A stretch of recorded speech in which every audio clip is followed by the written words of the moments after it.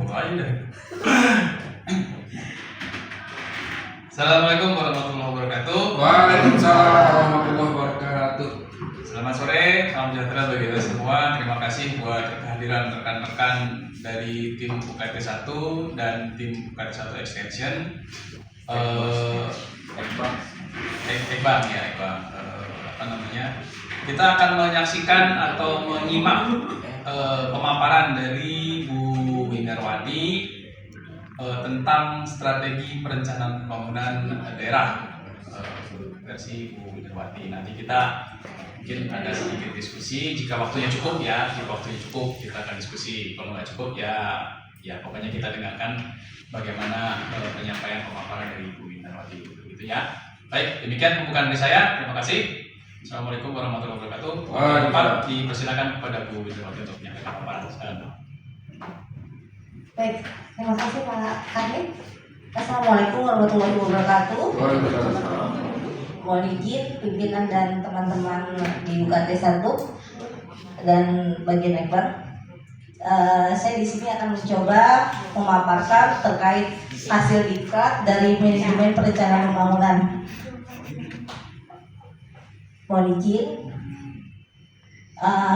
saya akan menjelaskan terkait dengan kerangka pikir RPJPN 2025 sampai 2045,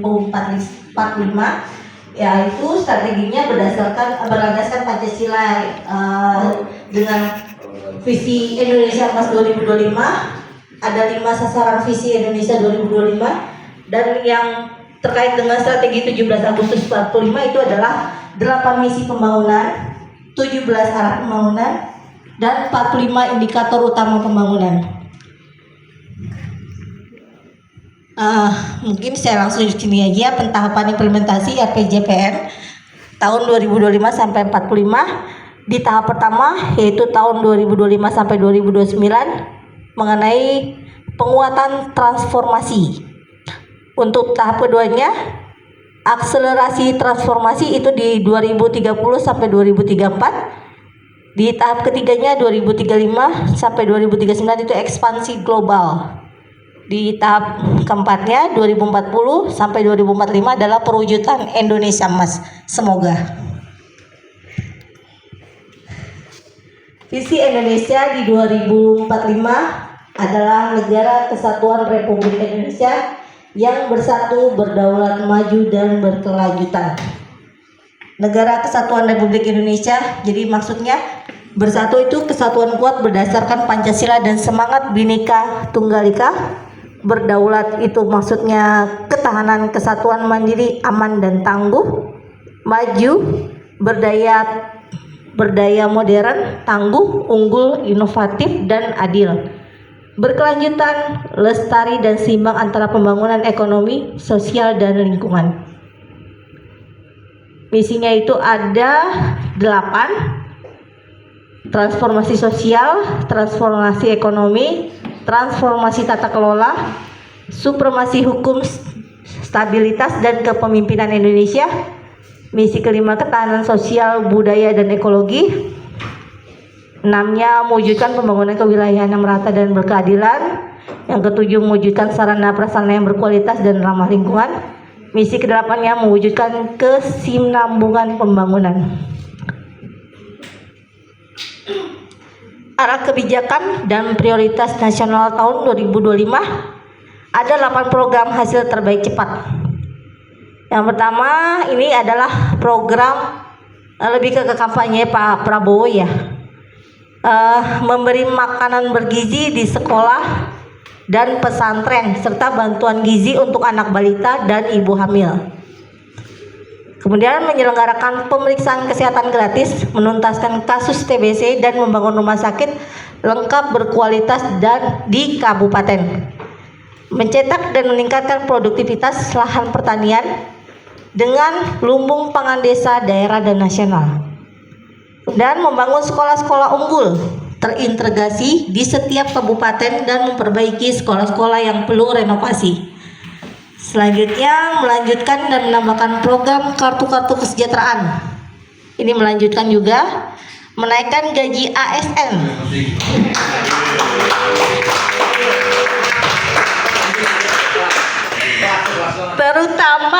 baca dulu, terutama guru, dosen, tenaga kesehatan, dan penyuluh, TNI Polri dan pejabat negara. Diutamakan yang itu dulu.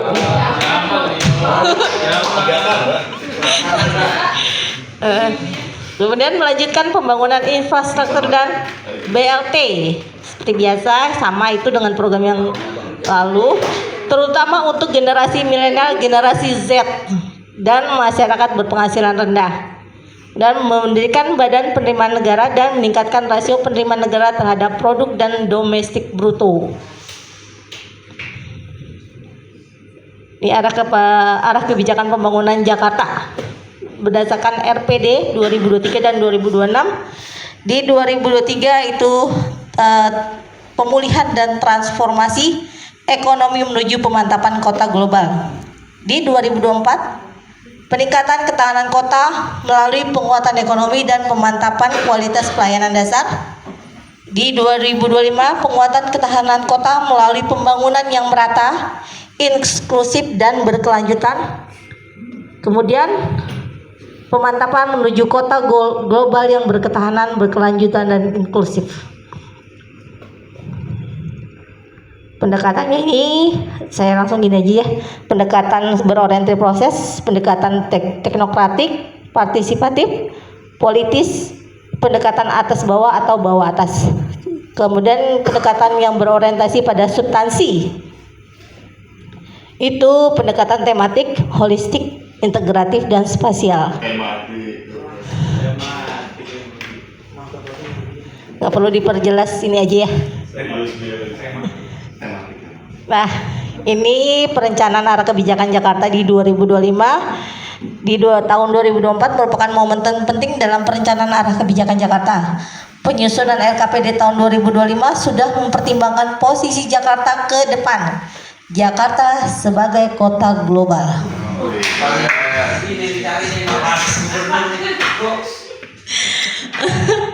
Terus RPJPM-nya sesuai dengan menjadikan Indonesia sebagai Indonesia emas, itu jangka waktunya 20 tahun berdasarkan RPJPN. Kalau RPJPMN itu jangka waktunya 5 tahun, penguatan fondasi transformasi, dan jangka tahunnya RKP 2005, akselerasi pertumbuhan ekonomi yang inklusif dan berkelanjutan. Arah pembangunannya jelas, saya lanjut aja ya. Nah, ini tujuan dan sasaran pembangunan Provinsi DKI Jakarta RPD tahun 2023 sampai 2026. Tujuan pertama adalah terwujudnya generasi kota yang berketahanan dan berkelanjutan. Sasarannya itu terbangunnya infrastruktur dan layanan dasar perkotaan, tercapainya perbaikan pola aktivitas dan mobilitas kota berorientasi transit, tercapainya pemulihan ekosistem kota dan implementasi pembangunan rendah karbon, meningkatnya stabilitas dan ketahanan kota. Tujuan keduanya, terbangunnya perekonomian inklusif yang berdaya saing disertai penghidupan layak dan pemerataan kesejahteraan. Sasarannya, tumbuhnya ekonomi dan sektor usaha berbasis pengalaman dan nilai tambah, meningkatnya kesempatan kerja dan adaptabilitas tenaga kerja, berkurangnya ketimpangan serta terjaminnya pemenuhan kebutuhan dasar dan perlindungan sosial, menguatnya daya saing kota melalui inovasi dan kolaborasi. Tujuan ketiganya, tercapainya pembangunan manusia madani yang berketahanan. Sasarannya meratanya kesempatan pendidikan untuk semua disertai edukasi pembelajaran sepanjang hayat, meningkatnya kualitas dan harapan hidup melalui perbaikan kesehatan perkotaan, menurunnya kesenjangan melalui pembangunan responsif gender, menguatnya nilai-nilai demokrasi, kebangsaan dan kebinekaan masyarakat. Dan tujuan keempat adalah terlaksananya transformasi pelayanan publik dan manajemen pemerintah yang terintegrasi, meningkatnya kualitas aksesibilitas dan kemudahan layanan masyarakat, terakselerasinya transformasi digital dan pengembangan ekosistem kota cerdas, tercapainya perbaikan manajemen dan arsitektur kinerja pemerintah, terkelolanya keuangan daerah yang sehat, transparan dan akuntabel, berkembangnya kapasitas profesionalitas dan iklim kerja aparatur. Nah, kondisi saat ini luas di kondisi saat ini Jakarta, luas daratan itu lebih kecil daripada luas lautan. Terus hak guna lahan itu lebih banyak, ke 50% itu untuk perumahan. Pemukiman kumuh wilayah Jakarta itu 9,23%. Itu masih kumuh. Ruang terbuka hijau itu 5,21. Jadi kayak seperti sepanjang jalan Gatot Subroto itu kan RTH-nya kurang. Kepadatan penduduknya 15,978 jiwa termasuk padat. Sistem jaringan transportasinya bermasal exit. Sarana pelayanan umumnya udah sama seperti ini.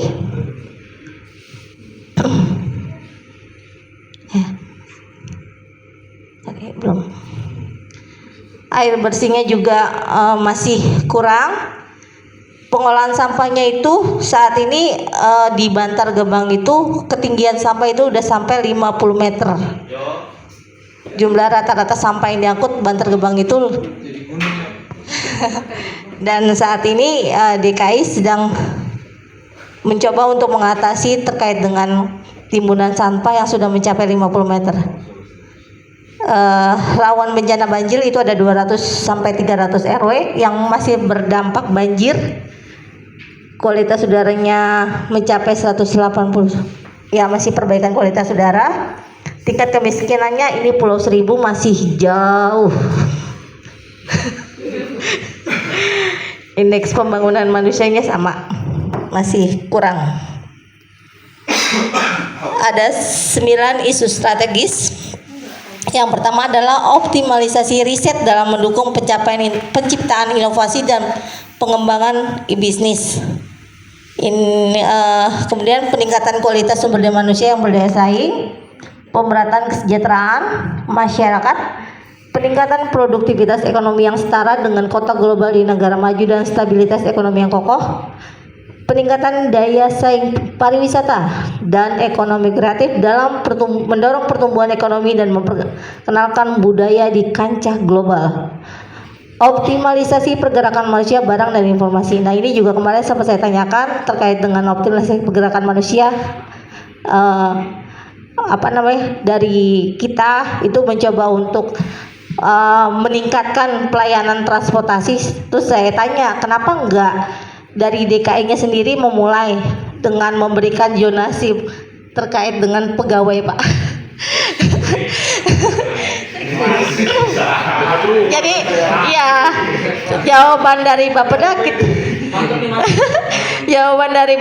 nggak bisa, Bu, karena kalau itu kita terapkan nanti yang wilayahnya banyak pegawainya banyak di wilayah timur, nanti di utara kosong, apalagi di Pulau Seribu gitu, itu lebih parah lagi. Jadi kita belum sampai ke arah situ, karena kalau memang mau mengoptimalisasi pergerakan manusia, kenapa nggak dari DKI dulu? Sekolah aja bisa zonasi, kenapa pegawai nggak bisa? Itu saya tanyakan.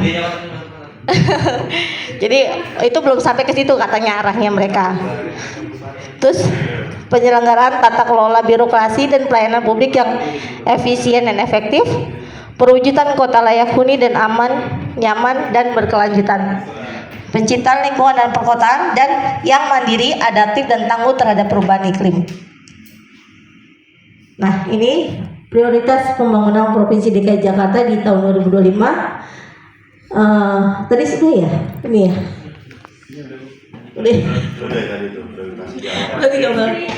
Nah, ini adalah sinkronisasi pengaruh sertaan pembangunan nasional dengan program prioritas daerah melalui EKPD tahun 2025. Program prioritas daerah Provinsi DKI Jakarta selain ditujukan untuk mendukung pencapaian tujuan dan sasaran pembangunan, tetapi juga ditujukan untuk mewujudkan ketercapaian SDG serta pembangunan yang berkesetaraan gender dan inklusif.